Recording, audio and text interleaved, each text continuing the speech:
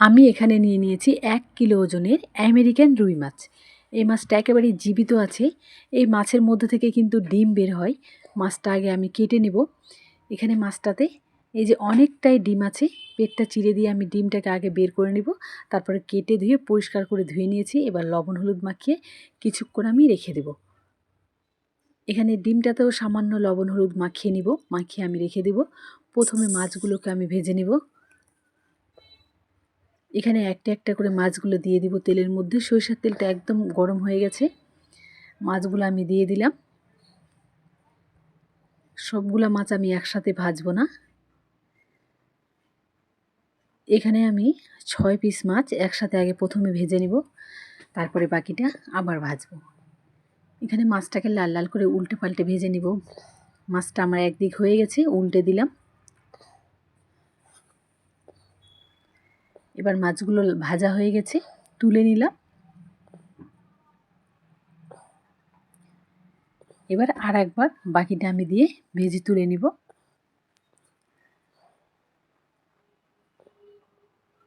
এখানে দিয়ে দিলাম কাঁচা লঙ্কা, পেঁয়াজ কুচি, লবণ হলুদ দিয়ে ভালো করে পেঁয়াজটাকে ভেজে নিব প্রথমে।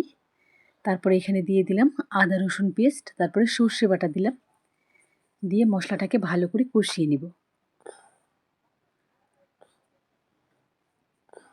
সামান্য জল দিয়ে আরও মশলাটাকে কিছুক্ষণ কষিয়ে নিয়ে এখানে দিয়ে দিলাম লঙ্কার গুঁড়ো দিয়ে আর একটু কষিয়ে নিব। কষিয়ে এখানে দিয়ে দিলাম টমেটো দিয়ে মশলাটাকে ভালো করে কষিয়ে নিব। মশলাটা আমার প্রায় কষানো হয়ে গেছে।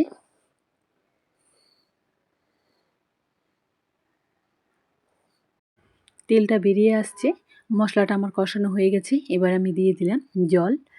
মাছটাকে ঝোল করব। এখানে জল দিয়ে জলটাকে ফুটিয়ে নেব।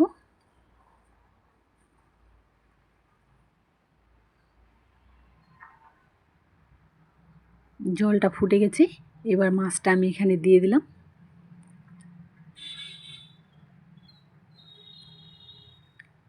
মাছটা দিয়ে ভালো করে ফুটিয়ে নেব।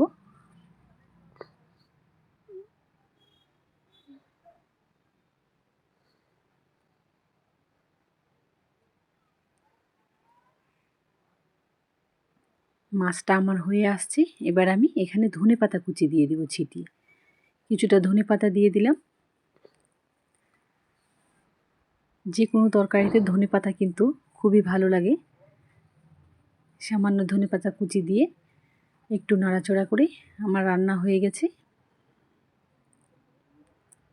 এবার আমি দিয়ে দিলাম ভাজা জিরার গুঁড়ো। এবার আমার রান্না কমপ্লিট। মাছটা আমি এবার ঢেলে নেব।